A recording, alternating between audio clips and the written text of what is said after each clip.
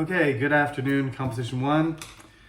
I did ask you to do some homework for this week from week 2.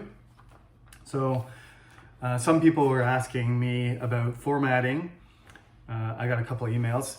There is no real format. You just have to write down A, B, C, D, E and give your answer with a detailed reason as I explained, okay? Just upload the file as a doc file, which is one that you make from Word, but there's an option. You know, some people are asking, do I have to use Word? No, you don't. Just save it in the document format, .doc, or save it as a PDF. It's pretty simple.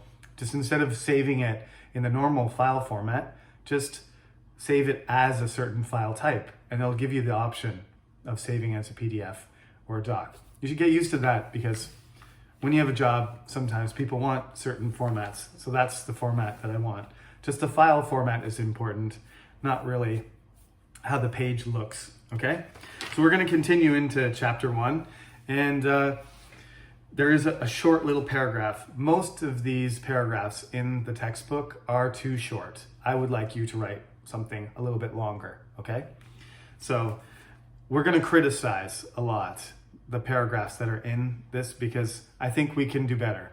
And you know, this is your first semester, a lot of you, and you're learning how to write. So I want you to focus carefully on the sentences you write. I'm not gonna ask you for really long pieces of writing, but these paragraphs are shorter than I would like. Most of them end up being 10 sentences or less. And I'm looking for longer paragraphs because we're not going to do full essays. So I would like you to do longer paragraphs instead. Because we're not going to work on introductions in this class. That's the main reason. There's a paragraph on page 6 that relates to part-time jobs in high school. So first of all, you got to figure out what the topic is in a paragraph. And the topic should be it should be apparent from the very beginning.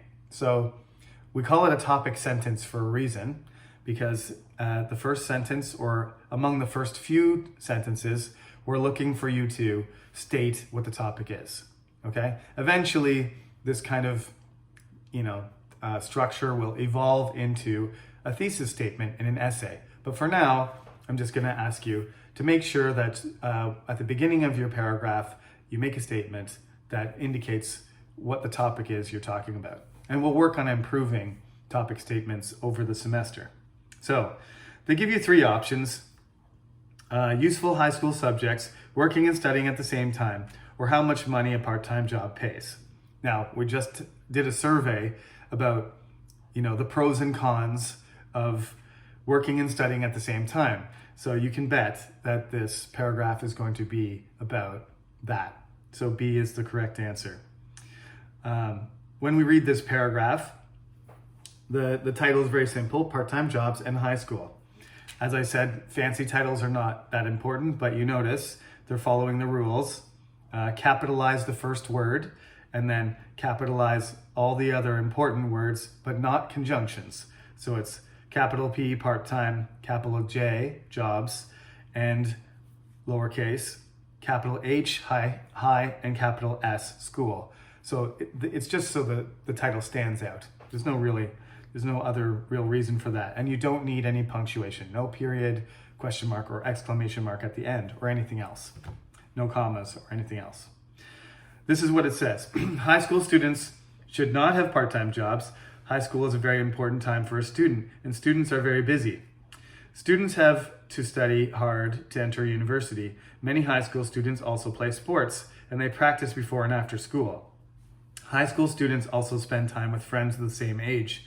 Those friendships can be important for the rest of their lives. A part-time job takes time away from studying, playing sports, and making friends.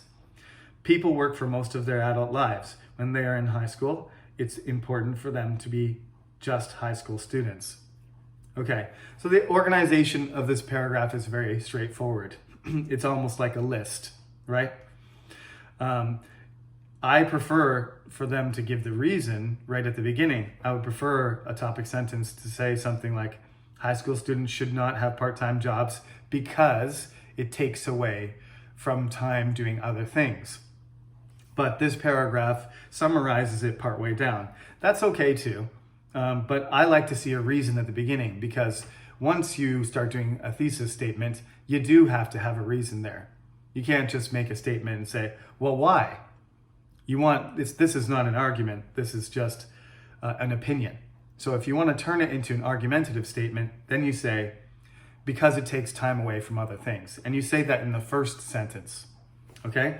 So that's the way I teach it, and that's the way I would like you to approach it. If you want to get later, if you want to change your style and invert it or do other sorts of things, that's fine. But it's always, I think it's beneficial for you to follow the standard essay structure from the beginning, and then you can make your own changes later. So we are going to build paragraphs out of sentences, as I pointed out. So what is the definition of a sentence? Well, other than just single word commands, imperatives like sit or run or something you would hear in the military, normally we have at least two words in a sentence, normally more, but all you really need is a subject and a predicate, which is, it's got to be at least a noun and a verb there. So there's a short little exercise, number 8, where it asks you to look at this list of possible phrases and sentences. And some of them are incomplete sentences. So there's two things you need to remember. Your title should not be a complete sentence. So housewives and young parents, that's a title. It's a phrase. It's not a complete sentence. There's no action there, right? There's no punctuation.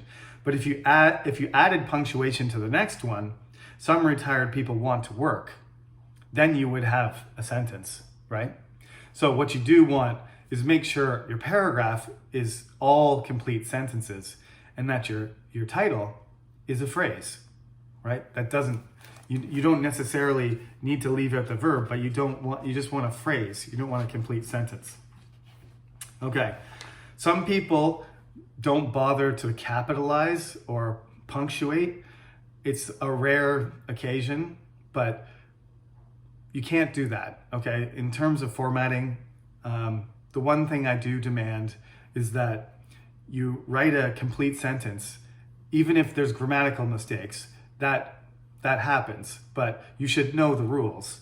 You have to capitalize the first letter, and you have to put some sort of punctuation at the end. Otherwise, it's very difficult to read, and honestly, I have to be efficient. I have, including all of my classes, I have 190 students. It's a ridiculous number.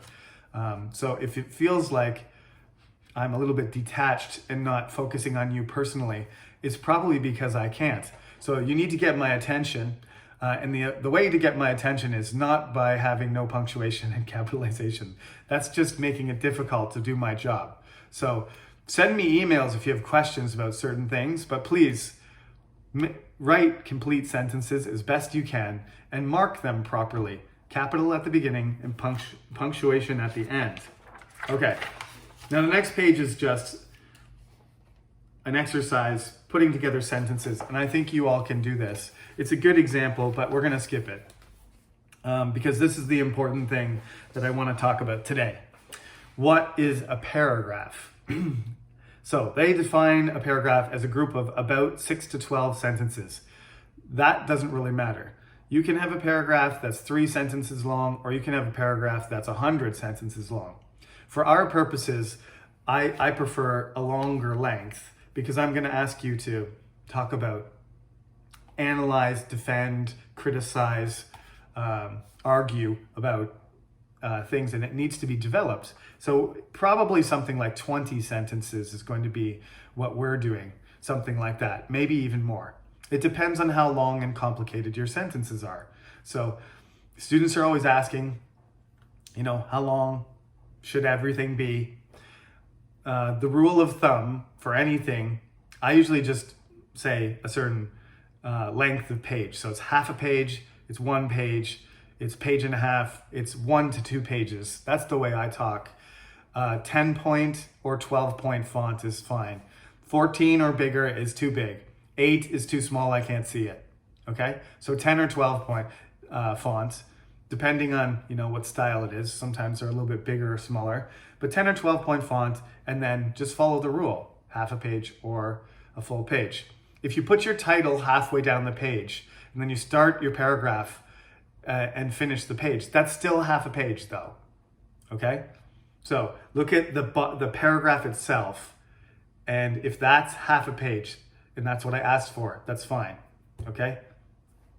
It's common sense, but students do it all the time. So let's talk about this from the textbook. Every sentence in a strong paragraph is about the same topic.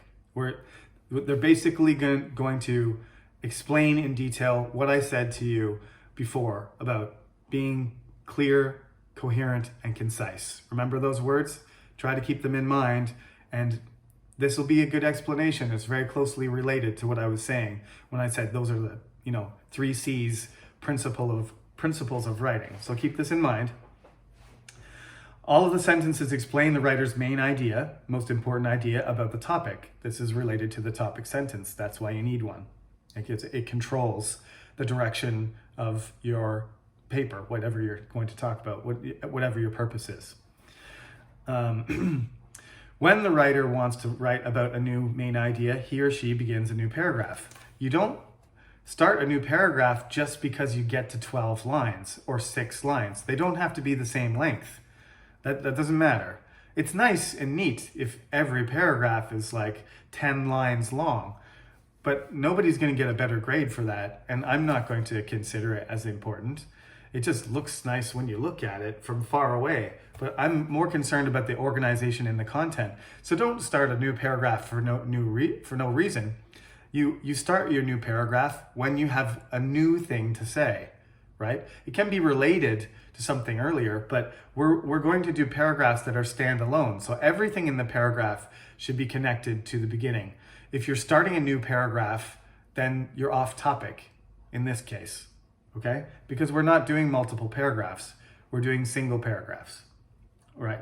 When you do your response papers for me, you will be able to split your writing into multiple paragraphs if you want. But remember this, don't start a new paragraph for no reason, especially for length. That doesn't matter.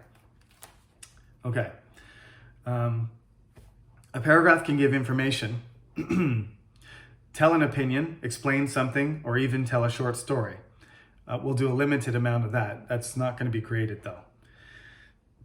The sentences are arranged logically, so the reader can easily understand what the writer wants to say. A large part of the logic is what I said, coherence, right? Be coherent. Make sure one thing is connected to another thing. That's what logic is about. In academic writing, a paragraph has a topic sentence that directly tells the reader the main idea. The other sentences in the paragraph, called supporting sentences, give more information about the topic. They add specific details and explanations. In academic English, the topic sentence is usually, but not always, first or last. Okay, we'll stick to the first, okay? Do your best to put the topic sentence at the beginning. It's possible to do it at the end, but we'll just follow this as the standard, okay? Like I said, once you develop your writing skills to a certain level, then you can start to play with the structure, in different ways. For now, topic sentence at the beginning. Now, this is the exercise that I want you to do for next week's homework. In the book on page 9, it gives you some samples. One of the best ways to improve your writing, maybe not surprisingly, is to do a lot of reading. And a certain type of reading is beneficial to this kind of writing. So seeing other people's writing, other people's arguments, other people's opinions and explanations and examples of things and how they put together, their ideas so that they can communicate them to you. And if they're the same age as you and they have the same cultural background, even better. But, that's why we have standards for these things, because the important thing is to communicate the ideas effectively. And when you see somebody else do it well, it kind of gives you a model, right? It's not like people write well in a vacuum. You always have all kinds of people feeding information and ideas into you. All the best writers don't just pick up a pencil and write. They usually have heard stories, read stories, been told stories, researched extensively, experienced a lot of things, and then develop their writing from there. So a lot of the stuff we do this semester is looking at paragraphs in this book and saying what's wrong with them and what's good with them. We criticize them. Critical thinking skills are very important, and a starting point for that is to look at something and analyze the weak points and the strong points. I don't want to say it's bad or good. We'll stay away from that language as much as possible. But there is really bad writing. It's just unintelligible. But there's a range. So when I grade your papers, there's going to be some papers are going to be comparable. They'll be quite different in content, but the way they're put together, the way that I'm judging them, they're going to get similar scores. So that I'm going to group them together. And how am I going to do that? Well, I'm going to look at some of these things. I'm going to make judgments about certain characteristics of your writing. So this is what you have to do for this exercise. It's number 11. It's on page 9 and page 10. And so you have to read them from your textbook. And again, type it up in a word processor. Type it up and then write what your opinion is. This is a strong paragraph or it's a weak paragraph. And then explain to me your reasons why you think so. And the reasons that you can use are the things that I've said already. There's no topic sentence, so I don't know what the topic is, and they start explaining and arguing without telling me the topic, and there's no topic at the end either. So it's missing a topic sentence, it's missing a concluding sentence, it's not concise, it's way too long, or it doesn't say enough, it's not developed, it's just a few lines, and I don't get enough information. I can't agree or disagree because there's not enough information there. If it's just a statement and there's no persuasion, there's no opinion, there's no communication of an idea, it's just a fact, then it's not a good paragraph either for our purposes, because what we're trying to do is write academic papers. And if you just present a fact, then the person has to just say, well, agree, that's true, or disagree, it's not, right? And either you're lying and it's not true, or it is a fact, right? The earth is round. That's there are people who are flat earthers, to be fair, but there is an overwhelming amount of evidence that states that our earth is round and that it's flying through space in an orbit around the sun. And that's not a good choice for a paragraph, right? People are going to just people are just going to agree with you. Most people are just going to agree with you. And the other people who disagree, you should probably just ignore those people because they're not thinking logically. Okay. We don't do conspiracy theories in Composition 1, so you'll have to wait until Composition 2 or Composition 3 for that. Now, like I said, there's a number of different criticisms you can level. You can also say positive things, like the topic sentence is very detailed and it gives reasons, and the sentences are very organized and they're well connected. You can use the words coherent, concise, and clear. So you are supposed to essentially give feedback on each of these paragraphs. Now, some of them are almost like fragments, and if they're it's a fragment, like it's an incomplete paragraph, there's parts missing from it, that's something you can say too. This paragraph is incomplete, okay? So you've got to get used to doing this because you should do it to your own writing, which is a lot harder, to be honest. That's why you practice looking at other people's writing. And there will be a section on the exam, which some people find very difficult, which is I write some paragraphs for you to look at. It's a sight passage, and I've written them myself. So I've intentionally made mistakes for you to find. So they're there, right? And in this case, Dorothy Zemak, the author of this textbook, has done the same thing. None of these paragraphs are perfect. They all have some problem with them. So you have to play detective, and you have to look for the flaws, okay? And you have to correctly identify them. If you just guess, and that's not the problem with it, you're not going to get any points for that. You're not going to get any, it's not going to earn you any grades, and it's not going to help you develop. You have to find out what's wrong with each paragraph, okay? So if you do your homework and you say, this one's good, this one's good, this one's okay, this one's nice, that's not doing your homework, okay? I want you to say this paragraph is strong because of this and this, but this could be an improvement, okay? That's the ideal answer. This one is weak because it has a lot of problems. These are the problems. These are the things that need to be changed. That's the kind of response that I want you to do, okay? So it's just a couple sentences again. This homework doesn't take very long. I know sometimes students don't like professors to give too much homework, but honestly, we would do this in class. So consider this part of class, right? You only have to listen to me for 25 minutes or 30 minutes. So when I give you homework every week, it's because we're missing an hour of class time. And I would ask you to do this in class, and I would give you some instruction, but instead we're doing it through this digital window, okay? So work with me here. Make sure you do your homework, because this is basically what we would be doing together in class. We would spend at least 15 minutes, maybe 30 minutes doing just this page and talking about it, okay? So that's what I would like you to do. It gives you some, just like I've been doing, it gives you some examples of things that you could say to criticize the paragraphs. First of all, the sentences are not all on the same topic, right? This is a matter of coherence. If you go off topic, if you're talking about something and then you mention something that's not directly related to your argument or your explanation, it doesn't belong there. It distracts the reader from your point, right? So you will find that. Look for it. It's one of the easiest things to see.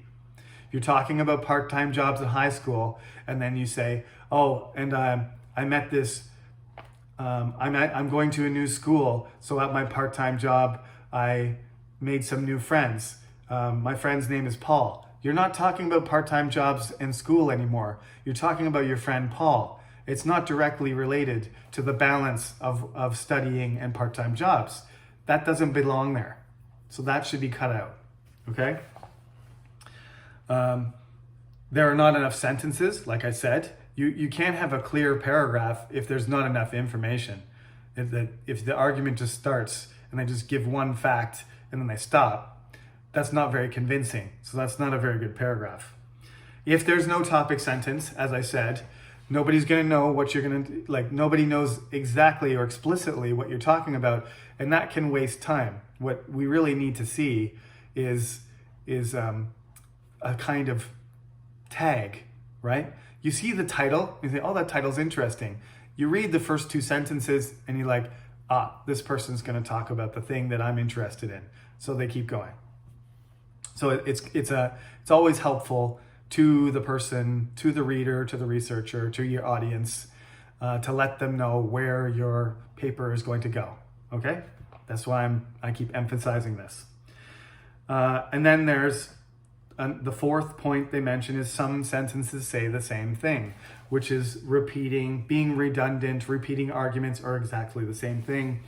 And that is a problem of being concise. If you're going to be concise and efficient, you should not be repeating material.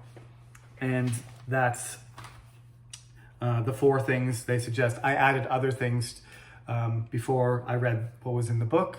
So I would like you to play detective, read the paragraphs. There are A, B, C, D, E, F. Looks like 6 of them. You don't have to copy the paragraphs or anything. All I need is number 11, A, put your name and student number on the top of the page. Please do that because file names and student numbers get mixed up. So if you name your file properly and in the document at the top, as I said, follow the format, name,